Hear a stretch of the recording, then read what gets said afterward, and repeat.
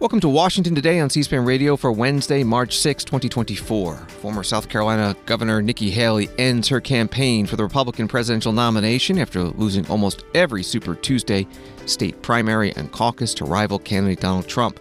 She congratulates Donald Trump and wishes him well, but does not endorse him, saying Donald Trump needs to earn the support of Republican voters who so far have not supported him. Senate Republican leader Mitch McConnell endorses Donald Trump for president because, in the senator's words, it's abundantly clear that former President Trump has earned the requisite support of Republican voters to be our nominee for President of the United States. On the Democratic side, Minnesota Congressman Dean Phillips drops out after President Biden's overwhelming Super Tuesday victories, saying he ran for president because Americans were demanding an alternative and democracy demands options. But he says it's clear that alternative is not me. The congressman then endorsed Joe Biden for re-election. There were also a slew of Super Tuesday primary contests for U.S. House and Senate seats and state races. We'll talk about that with political reporter Madison Fernandez. The U.S. House today passes a package of 6 spending bills for departments whose funding expires Friday, sending it to the Senate. Federal Reserve Chair Jerome Powell tells a House committee the central bank will not begin cutting its key interest rate until it has gained greater confidence that inflation is moving sustainably toward its 2% goal. He says that's likely to occur at some point this year. The NTSB Chair Jennifer Hamady testifies before a Senate committee that Boeing has not provided the agency investigators with key documents about the door plug blowout on a 737 MAX airliner earlier this year. And former NFL player Tim Tebow, founder of the Tim Tebow Foundation, goes before a House subcommittee advocating for a rescue team to be built to help identify and save child sex abuse victims. Story from ABC News. Nikki Haley announced Wednesday she is suspending her presidential campaign, though she stopped short of endorsing Donald Trump. Her decision, which comes after resounding losses across the country on Super Tuesday, leaves Trump as the last major candidate for the 2024 Republican nomination. That was from ABC News. Nikki Haley spoke in her home state of South Carolina in Charleston for about 4 minutes. Just over a year ago, I launched my campaign for president. When I began, I said the campaign was grounded in my love for our country. Just last week, my mother, a first-generation immigrant, got to vote for her daughter for president. Only in America. I am filled with the gratitude for the outpouring of support we've received from all across our great country. But the time has now come to suspend my campaign. I said I wanted Americans to have their voices heard. I have done that. I have no regrets. And although I will no longer be a candidate, I will not stop using my voice for the things I believe in. Our national debt will eventually crush our economy. A smaller federal government is not only necessary for our freedom, it is necessary for our survival. The road to socialism is the road to ruin for America. Our Congress is dysfunctional and only getting worse. It is filled with followers, not leaders. Term limits for Washington politicians are needed now more than ever. Our world is on fire because of America's retreat. Standing by our allies in Ukraine, Israel, and Taiwan is a moral imperative. But it's also more than that. If we retreat further, there will be more war, not less. As important, while we stand strong for the cause of freedom, we must bind together as Americans. We must turn away from the darkness of hatred and division. I will continue to promote all those values, as is the right of every American. I sought the honor of being your president. But in our great country, being a private citizen is privilege enough in itself. And that's a privilege I very much look forward to enjoying. In all likelihood, Donald Trump will be the Republican nominee when our party convention meets in July. I congratulate him and wish him well. I wish anyone well who would be America's president. Our country is too precious to let our differences divide us. I have always been a conservative Republican and always supported the Republican nominee. But on this question, as she did on so many others, Margaret Thatcher provided some good advice when she said, quote, "Never just follow the crowd. Always make up your own mind." It is now up to Donald Trump to earn the votes of those in our party and beyond it who did not support him. And I hope he does that. At its best, politics is about bringing people into your cause, not turning them away. And our conservative cause badly needs more people. This is now his time for choosing. I end my campaign with the same words I began it, from the book of Joshua. I direct them to all Americans, but especially to so many of the women and girls out there who put their faith in our campaign. Be strong and courageous. Do not be afraid. Do not be discouraged, for God will be with you wherever you go. In this campaign, I have seen our country's greatness. From the bottom of my heart, thank you, America. God bless you.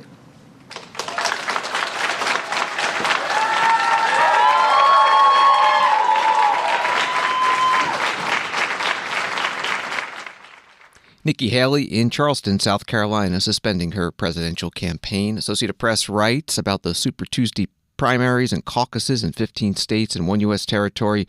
She won Vermont, denying Donald Trump a full sweep, but the former president carried other states that might have been favorable to her, such as Virginia, Massachusetts, and Maine, which have large swaths of moderate voters like those who have backed her in previous primaries. Donald Trump posting on his social media platform Truth Social, Nikki Haley got trounced last night in record-setting fashion, despite the fact that Democrats, for reasons unknown, are allowed to vote in Vermont and various other Republican primaries. Much of her money came from radical left Democrats, as did many of her voters, almost 50% according to the polls. At this point, I hope she stays in the race, in quotes, and fights it out until the end. I'd like to thank my family, friends, and the great Republican Party for helping me to produce by far the most successful Super Tuesday in history, and would further like to invite all of the Haley supporters to join the greatest movement in the history of our nation. Biden is the enemy. He's destroying our country. Make America great again. That was the statement from former President and presidential candidate Donald Trump. President Joe Biden, who also won convincingly in the Super Tuesday Democratic primaries, essentially locking up his party's nomination for reelection, putting out a statement. Donald Trump made it clear he doesn't want Nikki Haley supporters. I want to be clear, there is a place for them in my campaign. I know there is a lot we won't agree on, but on the fundamental issues of preserving American democracy, on standing up for the rule of law, on treating each other with decency and dignity and respect, on preserving NATO and standing up to America's adversaries, I hope and believe we can find common ground. Story from CNN, Senate GOP leader Mitch McConnell announced Wednesday he'll support Donald Trump for the presidency, a move that comes more than 3 years after they have last spoken and after the Kentucky Republican pointedly blamed Trump for the January 6, 2021 attack on the U.S. Capitol. Mitch McConnell putting out a statement that reads, "It's abundantly clear that former President Trump has earned the requisite support of Republican voters to be our nominee for President of the United States.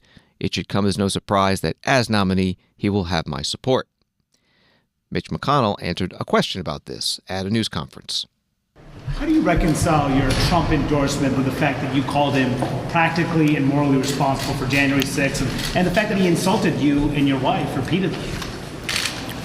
On February the 25th, 2021, shortly after the attack on the Capitol, I was asked a similar question, and I said I would support the nominee for president even if it were the former president. Leader McConnell, in April of last year, you indicated, and you didn't really directly answer the question as to whether or not you were comfortable with Mr. Trump if he was in the middle of criminal trials and indictments, he was the nominee. I presume that means you're comfortable with him. I don't have anything to add to what I just said. I said in February of 2021, shortly after the attack on the Capitol, that I would support President Trump if he were the nominee of our party, and he obviously is going to be the nominee of our party. The Senate Minority Leader Mitch McConnell, Republican from Kentucky, at a news conference today. House Speaker Mike Johnson, Republican from Louisiana, who previously endorsed Donald Trump for president, reacted at his own news conference today to the Super Tuesday results. We're very happy with the results last night. The race is set now. It will be a rematch, and we like that rematch. And from my perspective, I think President Trump, what his message is resonating with the American people, because this is not an untested theory. We know what President Trump delivered. The first 2 years of his administration, by just 2 years, we had delivered the greatest economy in the history of the world, not just the U.S. And the reason was because we acted upon our core principles that we've always supported as conservatives, as Republicans. House Speaker Mike Johnson. Congressman Dean Phillips, Democrat of Minnesota, ended his presidential campaign today after not winning any delegates on Super Tuesday. He put out a statement that reads, "I ran for Congress in 2018 to resist Donald Trump. I was trapped in the Capitol in 2021 because of Donald Trump, and I ran for president in 2024 to resist Donald Trump again because Americans were demanding an alternative, and democracy demands options. But it's clear that alternative is not me. And it is clear that Joe Biden is our candidate and our opportunity to demonstrate what type of country America is and intends to be. Let's use invitation, not confrontation, to welcome Haley supporters, Trump supporters, and uncommitted supporters to get this job done. It's our calling, it's our legacy, and it's our time onward with joy and patriotism." Statement by now former presidential candidate Congressman Dean Phillips. The White House Press Secretary Karine Jean-Pierre was asked about this development at her news conference. Can you tell us generally whether you know if the president thinks there's, legitimacy behind some of the main reasons that Phillips decided to run for president? Concerns about the president's age, concerns that he is a vulnerable general election candidate. Is that something you've ever spoken to him about? So, going to be really careful. We're talking about an upcoming election, and obviously in November, so going to be really mindful. Look, this is why I think the State of the Union is going to be really important. The president's going to lay out what he has done the last 3 years, the successes that he's had, historic successes that he's had. He's going to speak to how he sees the future for this country on behalf of the American people. And I think that's going to be important. And I would say this as it relates to part of your question. Look, the president has been very clear. He's been very honest about his age. He knows that. He makes jokes about it, right? He makes jokes about his friend Jimmy Madison, right? He gets that. But this is also a president that has gotten done more in the last 3 years than most presidents have in their 2 terms of presidency. And that is what we've seen from the data. And a lot of that is because of his experience. His experience matters. His experience as 36 years as a senator, 8 years as vice president, and now into his first term as president. It has shown that he can get things done. We see that with the economy. We see that what he's trying to do with lowering costs. We see what he's trying to do with lowering healthcare costs, and a lot of historic pieces of legislation that was done, that are now law, obviously, that was done in a bipartisan way. And that's because of the president's experience. And I think that matters. And I'm just going to let the president speak more to his future, his vision, what he sees for this country tomorrow night. White House Press Secretary Karine Jean-Pierre at her news conference. And President Biden's State of the Union address is Thursday, 9 p.m. Eastern. We'll have live coverage on C-SPAN radio, television, cspan.org, our free C-SPAN Now app, or on your smart speaker, say play C-SPAN radio. Besides the presidential race, there are also Super Tuesday primary and caucus contests in many states for U.S. House and Senate seats and state races as well. Congressman Pete Aguilar of California, House Democratic Caucus Chair, and Congressman Ted Lieu, also of California, the caucus vice chair, took questions about this at their news conference in U.S. Capitol Building. In House races last night, where did you see your party coming out versus in the primaries, and in terms of what happened on their side? What's your handicap in that? Yeah, I'm happy Super Tuesday. Today we're looking over those results, and in California, for those of you who have spent some time with us, you know that takes a little while to get the final results. But based on what we're seeing, and I'll yield to the vice chair too, because he's been active in these races. Democrats are in a very good position to reclaim the House, and California will play a significant role in that. We are pleased with the candidates that advanced. We're pleased that Democrats have candidates in these, key races. We look forward to the months ahead. Obviously, when we're here, we're legislating, but there will be a time and a place to do the politics, and we're happy with the outcomes. Thank you. In every single district in California, we've got a strong Democratic candidate for the general election. We're very pleased with that. And I also want to congratulate Adam Schiff, who will be the next senator in California. Congressmen Ted Lieu and Pete Aguilar, both Democrats from California and members of the House Democratic leadership at a news conference. An article at Politico reads, without too many surprises in the presidential primary on Super Tuesday, down-ballot contests were the ones to watch. A member of Congress was ousted, millions of dollars were spent, and there are still some unanswered questions. One of the writers of that story, Madison Fernandez, author of Morning Score, Politico's daily campaigns newsletter, joining us on the phone. Thanks for being with us. Who is ousted? Well, thanks for having me. Last night was a very busy time down ballot. In Alabama's 1st Congressional District, Representative Jerry Carl was ousted. It was a rare member-on-member primary, and Barry Moore, who was drawn out of his seat, actually beat him. And this race was really fascinating to me. It is the only member-on-member primary this cycle. And just the messaging tactics of the race really stood out to me. It was sort of a contest of, who was more conservative, which makes sense in this really deep red district, who's more loyal to Trump. And towards the end, Moore started really leaning into his policies about Ukraine funding and his opposition to it. And that's not really something you see a lot in these types of races. And it looks like it worked out for him. What were some of the other races you were watching in the other states that had Super Tuesday primaries?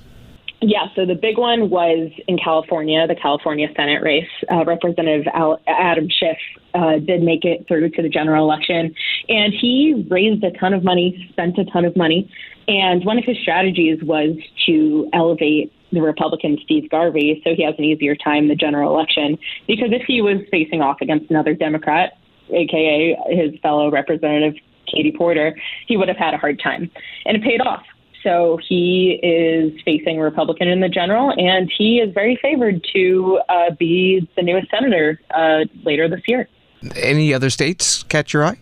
Yes, North Carolina was very busy. And what's interesting there is late last year, Republicans severely gerrymandered the map. So there were 3 essentially pretty safe Republican seats that guarantees that whoever won these safe Republican primaries last night, they're going to be the newest members of Congress. And I feel that folks don't necessarily pay attention to these safe seat primaries because they don't play into, control of Congress, but it does tell us a lot about where the conference is moving. So North Carolina was a really great example of that. And we actually just found out a little while ago that Mark Harris won one of those seats in North Carolina's 8th district. And, you might remember him. He won a race in 2018, but then that was overturned after his campaign was accused of election fraud. So he's making a return now. So that one really stood out to me. And there are a few other races there that are heading to a runoff in the coming months. We're talking with Madison Fernandez from Politico. In that opening paragraph in your article, you write there are unanswered questions. What are those questions? Yeah, so those are some of those runoffs, one of which is in Texas. There we have Tony Gonzalez, a Republican member of Congress. He was actually censured by the Texas Republican Party last year for not following the party line on some votes. And he will be facing off against Brendan Herrera, who is a pro-gun YouTuber. And I'm interested to see how he's going to do in the runoff.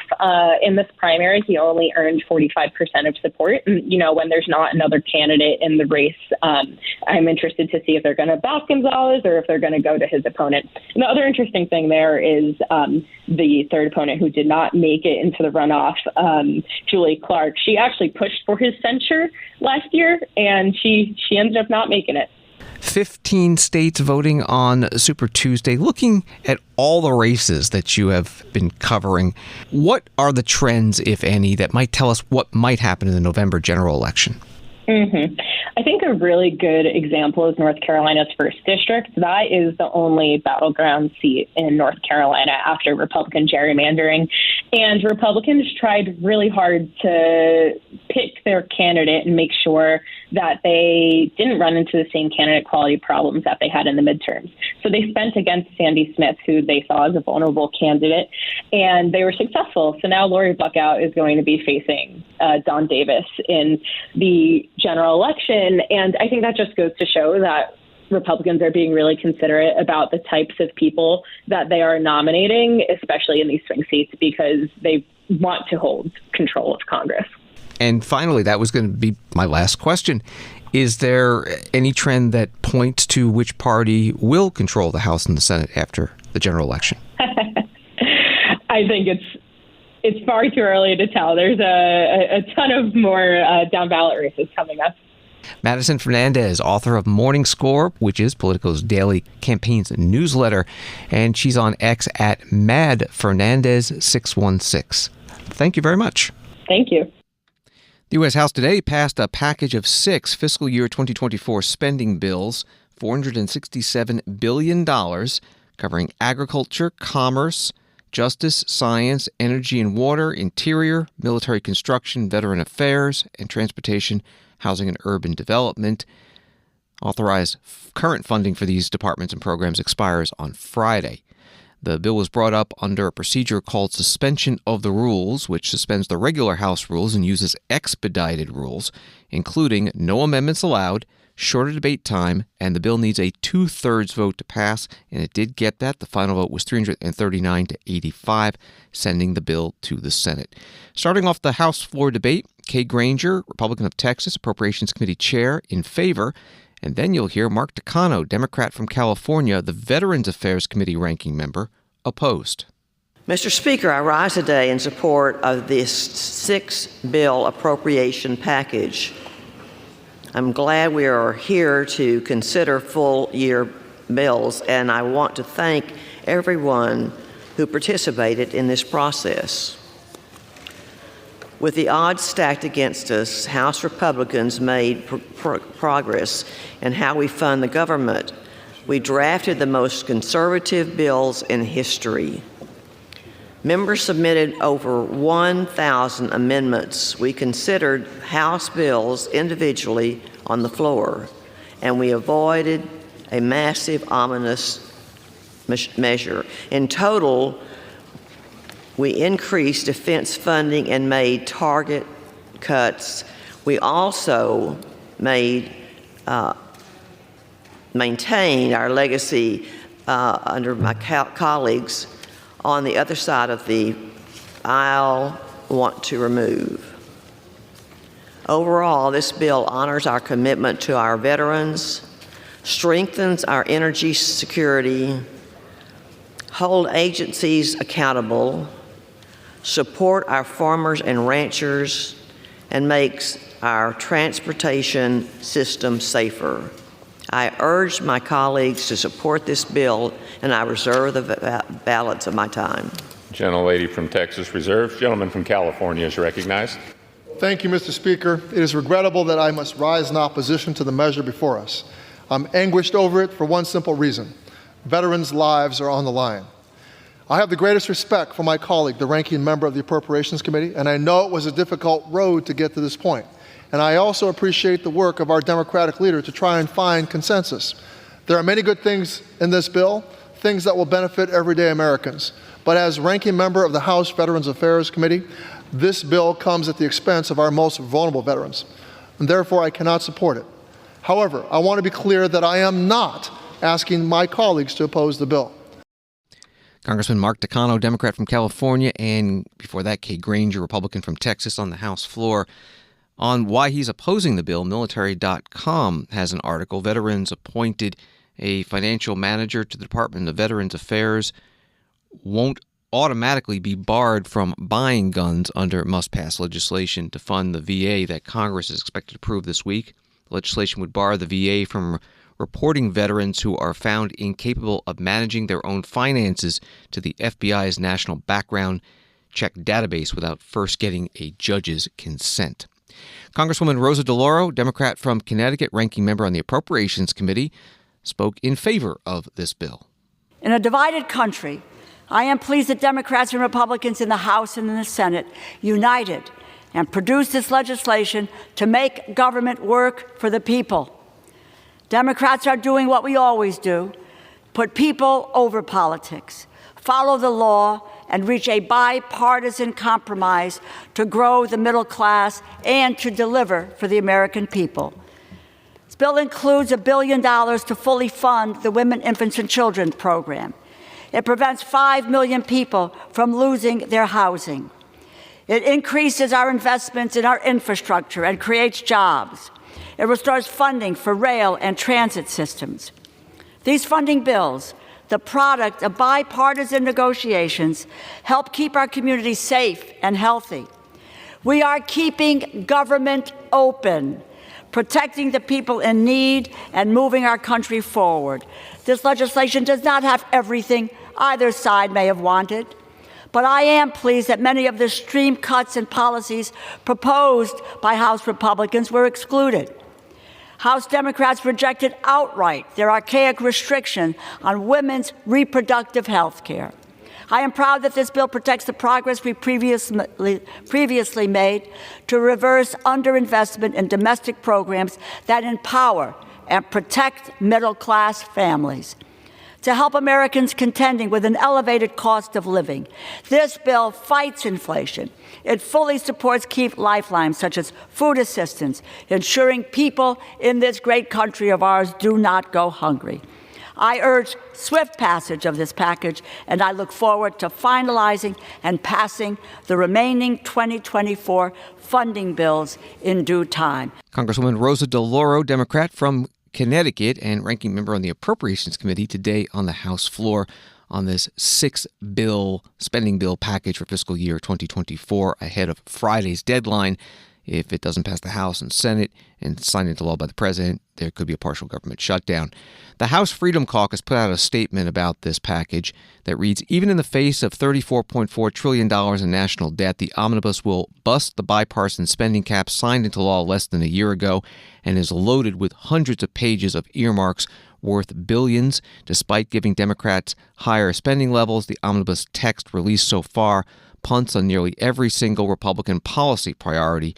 Worst of all, the omnibus surrenders Republicans' leverage to force radical Democrats to the table to truly secure the southern border and end the purposeful, dangerous mass release of illegal aliens into the United States. That was the statement from the House Freedom Caucus. One member of that caucus, Republican Chip Roy of Texas, spoke today on the House floor. The fact of the matter is, all of this is a shell game. Last year, Republicans were presented with a bill that was supposed to cap spending at $1.59 trillion. Now we have legislation that will do no such thing. Republicans will go around and they'll talk about how they scored major wins, how they somehow delivered for the American people. The fact of the matter is, we did no such thing.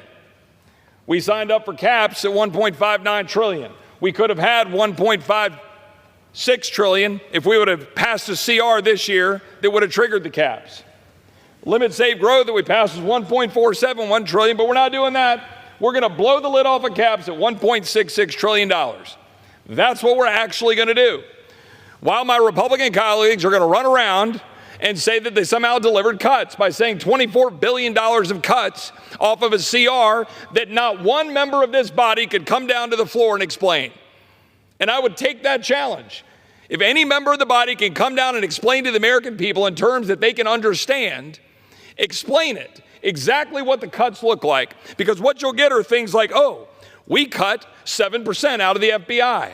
But what they won't tell you is 95% of that cut is eliminating an earmark from Richard Shelby because Richard Shelby is no longer here to defend his pet project building back in Alabama.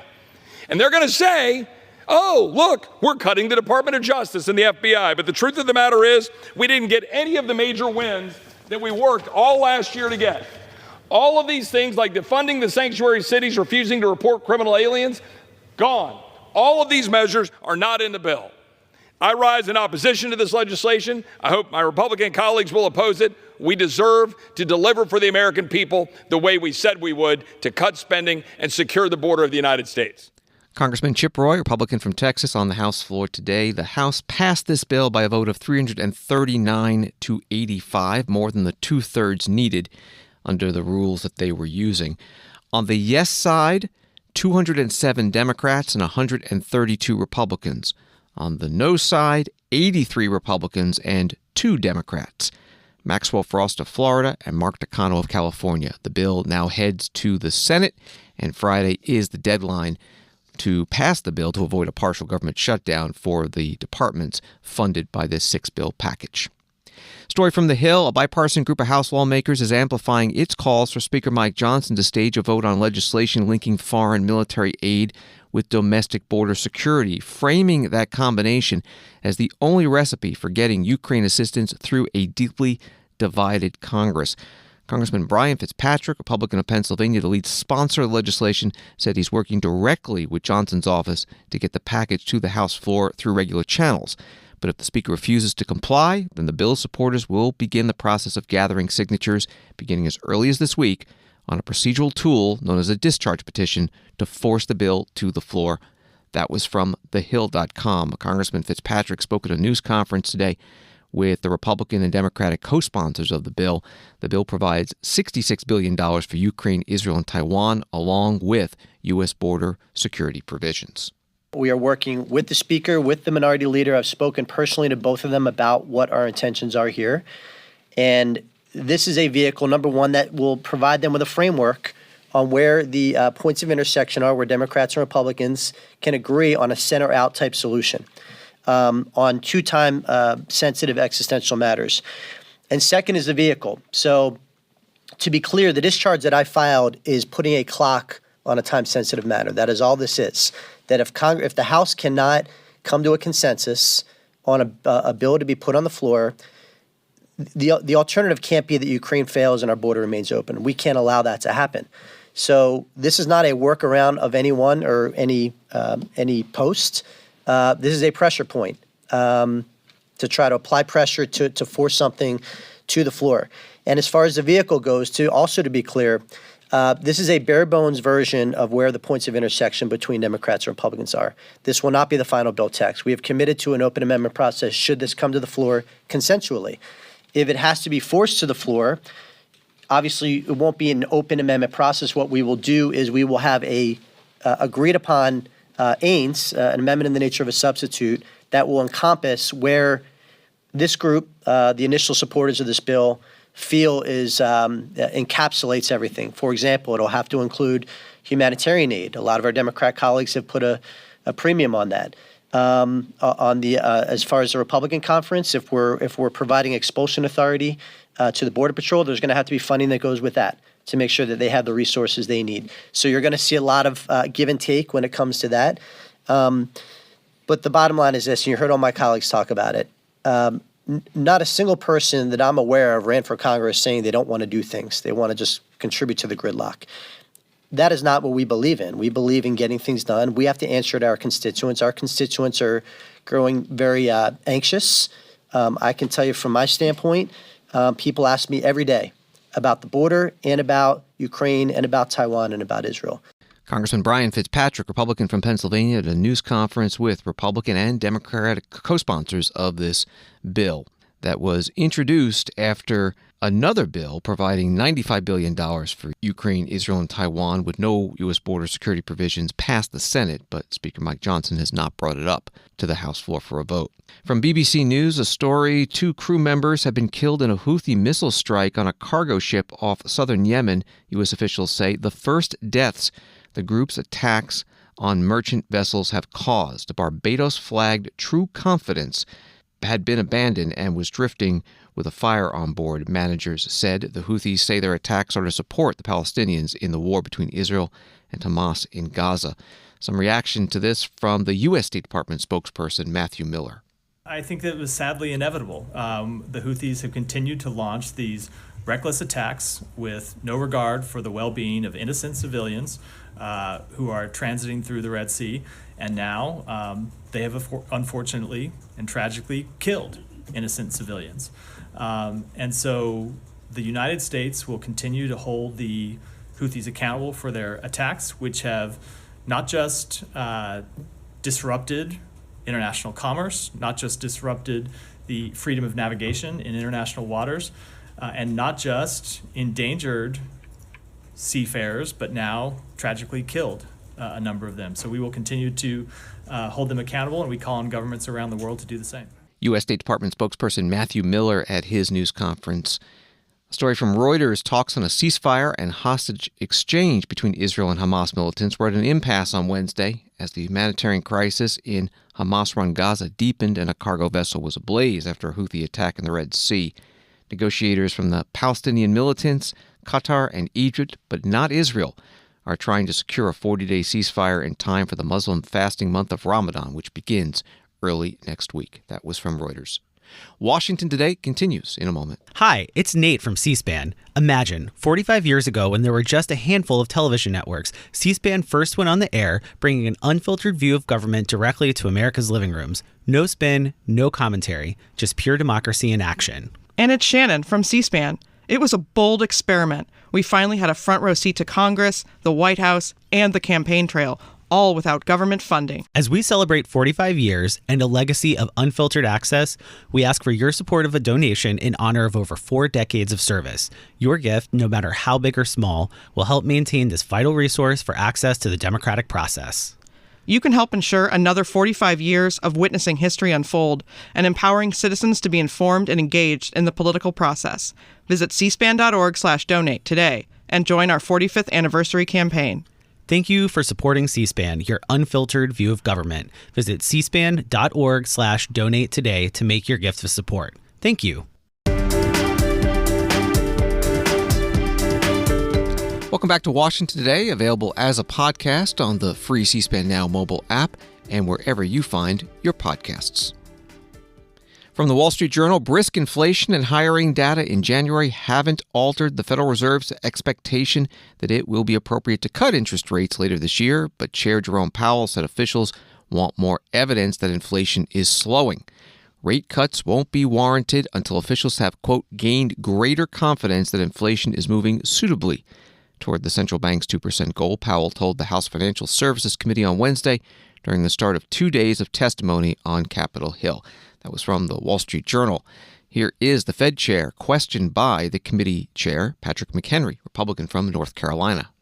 We're in a political year, and the lens of a political year falls heavily on all government, all parts of government. There's a lot of debate about the past 3 years of high inflation and impact on American families.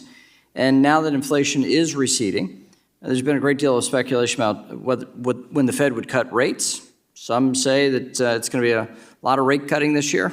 Some say none. What say you? I say that really it will depend on the path of the economy. Our focus is on maximum employment and price stability, and the incoming data as they affect the outlook, and those are the things we'll be looking at. I can go further if you'd like.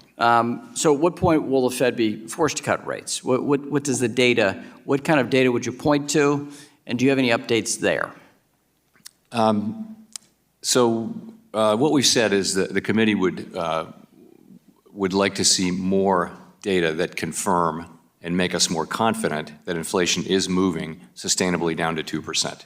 We have some confidence of that. Inflation, headline inflation has moved down more than 3 full percentage points now to 2.4%, as I mentioned in my remarks. We want to see a little bit more data so that we can become confident and so that we can take that step of beginning to reduce policy rates. It's a very important step. We think because of the strength in the economy and the strength in the labor market and the progress we've made, we can approach that step carefully and thoughtfully and with greater confidence. And when we reach that confidence, the expectation is we will do so sometime this year. We can then begin dialing back the restriction on our policy. Federal Reserve Chair Jerome Powell, questioned by Congressman Patrick McHenry, Republican from North Carolina and chair of the Financial Services Committee. At today's hearing, Chair Powell testifies on Thursday before the Senate Banking Committee. Wall Street today, the Dow up 75, NASDAQ up 91, S&P up 26. The chairwoman of the National Transportation Safety Board, writes the New York Times, told the Senate committee on Wednesday that Boeing was dragging its feet in providing some information to the agency as it investigates what caused a door panel to come off an Alaska Airlines plane during a flight in January.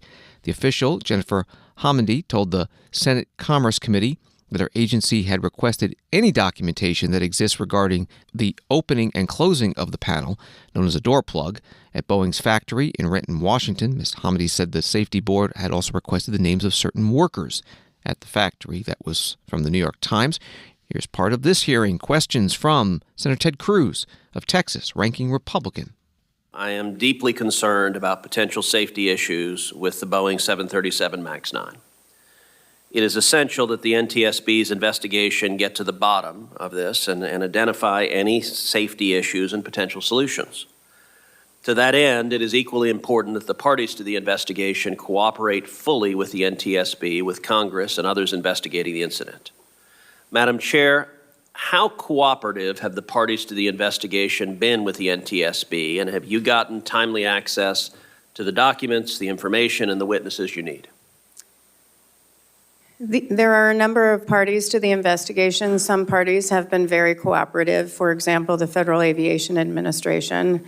Boeing has not provided us with the documents and information that we have requested numerous times over the past few months, specifically with respect to opening, closing, and removal of the door, and the team that does that work at the Renton facility. Wow. Are you telling us that even 2 months later, you still do not know who actually opened the door plug? That's correct, Senator. We don't know, and it's not for lack of trying. It's not unusual that we don't get information immediately in an investigation. I can point to numerous investigations where this occurs, and it takes months and months to get information. But for this one, it's 2 months later. We know for a fact that there is a team that deals with the doors in Renton. There's an entire team of 25 people and a manager. The manager has been out on medical leave. We've not been able to interview that individual. We've asked for the names of the other 25 people, have not received the names. We've asked for the records with respect to what occurred. We've asked for what shift it occurred on. We think we know what days the work occurred on, but that's only because of our investigators' work looking at pictures and emails to try to get to the bottom of that information. We don't have the records. We don't have the names of the 25 people that is in charge of doing that work in that facility. It's absurd that 2 months later, we don't have that. Our investigators right now are at the Renton facility, and they are conducting interviews those started on Sunday, and they will continue for the rest of the week. One example, while we were out there, we investigated both the Spirit Aerospace employees that did the work on the rivets, while we don't know who did the work on the door plug. For the Spirit Aerospace employees, we were just informed last week, they're actually not Spirit Aerospace employees, they're contractors. They work for 3 different contracting firms, Aerotech, Strom Aviation, and Launch. All 3 are in the state of Washington. All 3 people work for 3 different entities for Spirit Aerospace. Those were not told to us by Spirit Aerospace. That information was told to us through the individuals who were being interviewed that contacted us directly. So we have engaged our attorney on this matter, just so you're aware. Well, I will say that is utterly unacceptable. And the parties who are being investigated by NTSB need to cooperate fully. Senator Ted Cruz, Republican from Texas, ranking member on the Commerce, Science, and Transportation Committee at today's hearing with the National Transportation Safety Board Chair, Jennifer Homendy. The committee chair, Maria Cantwell, Democrat from Washington State, told the witness it was beyond disappointing not having records and information from Boeing that's now stymieing your investigation. You can find this full hearing and everything you hear on Washington Today at our website, our video library, cspan.org. From USA Today Network in Florida, Heisman Trophy-winning quarterback and SEC football legend Tim Tebow donned a suit and tie Wednesday to go to battle for special MVP's most vulnerable people. The man who will forever be known as the Florida Gator, who led the team to 2 BCS national championship titles. Tebow testified March 6 at a House hearing on child abuse. The Tim Tebow Foundation is proposing legislation to enhance the capability to identify and locate the more than 50,000 unidentified children who are being abused, raped, and tortured. That was from USA Today. The hearing was before the House Judiciary Subcommittee on Crime and Federal Government Surveillance. Congresswoman Madeleine Dean, Democrat from Pennsylvania, asked Tim Tebow and another witness, Camille Cooper, vice president of the Tim Tebow Foundation for Anti-Human Trafficking and Child Exploitation, what Congress should do. I heard your estimate of what is needed, $500 million a year in a sustained way, not year after year deciding and tweaking and reducing and not, instead of the 32 to 34 million a year. Mr. Tebow and Ms. Cooper, what do you say? Give me the takeaway. What specifically is needed from Congress? And maybe you could blend into that, Ms. Cooper. I'm intrigued by what you said about Google. What do you want us to do? More than words, what do you want Congress to do? So right now at C3, there are 10 victim identification specialists, right? These are the best of the best. These are like the Pro Bowlers at what they do. There's 10 for 50,000. That's what we're asking for, is to build that team. What if we had 100? Now, how successful could all the rest of the teams in ICAC be if there was people that were nonstop being able to identify these boys and girls, and then all the amazing frontline warriors were then able to once they're identified, go rescue them. If we built that team, and we were able to modernize the ICSA database so that it's not 22 years old, but it's something that is modernized so that it speeds this process up. I just think the backlog we would get to be able to get to so many kids so much faster. And I'll just tell one story to illustrate that. One of our team members was teaching at a school not long ago, and she was teaching about exploitation, and if this happens, please tell someone. And one of the second graders comes up and he says, "Where were you 2 years ago?" And that's the problem. Thank you. We're too late. Ms. Cooper? Yeah, I'm going to get really granular for you. So for FY25, what would be really helpful is if we put no less than 10 million of the amounts appropriated and direct it specifically over to the cybercrime center so that it doesn't get diverted to the border. That would be super helpful. We also need 6 million. You have a statement on the record from Interpol, and they're asking for $6 million. I mean, that's not much, right? So they get funded under the Department of Justice's legal services bucket of money. So if we can take $6 million in the report language and through a programmatic request and put it to the Department of Justice, but make sure you say specifically for the ICSA database, because again, we don't want it to get diverted. So those are the two things that would help us get started so we can start to build the rescue team. It's going to take us a little while to finish crafting the bill with HSI's technical assistance and obviously get that bill through Congress, but we can get it started by just putting everything that we need into the report language, and so that's what I would ask. Camille Cooper from the Tim Tebow Foundation and Tim Tebow himself testifying before the House Judiciary Subcommittee on Crime, a hearing on online child sexual abuse. Questions from Congresswoman Madeleine Dean, Democrat from Pennsylvania. Tim Tebow mentioned C3, that's the Cybercrime Center's Child Exploitation Investigations Unit at the Homeland Security Department, and he mentioned ICAC, Internet Crimes Against Children Task Force program at the Justice Department.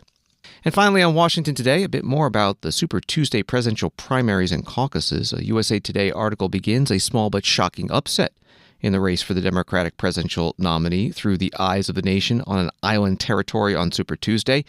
Jason Palmer beat President and Democratic frontrunner Joe Biden in the territory's caucus 51-40. The article notes the upset will not derail Biden's path to the nomination as the incumbent won several other primaries on the night. Jason Palmer was on C-SPAN in December at a debate for lesser-known presidential candidates held in New Hampshire. America needs an upgrade. Our country is entangled in too many foreign wars. Our Congress is completely dysfunctional. Our borders are being overrun, and our leadership is geriatric. It's time to pass the torch to a new generation of Americans, like the people at this table, who are standing up and putting their hat in the ring. We need people that understand new technologies and understand the 21st century while remaining committed to the values that are eternal here in America: liberty, justice for all, the pursuit of happiness. I'm a unique candidate submitting myself for public service. I have been working in the world of business and philanthropy and with colleges and universities for the last 25 years of my life. I've worked at the Bill and Melinda Gates Foundation. I've been a turnaround leader. I've invested in more than 20 entrepreneurs who have created more than 1,000 jobs and $1 billion in market capitalization.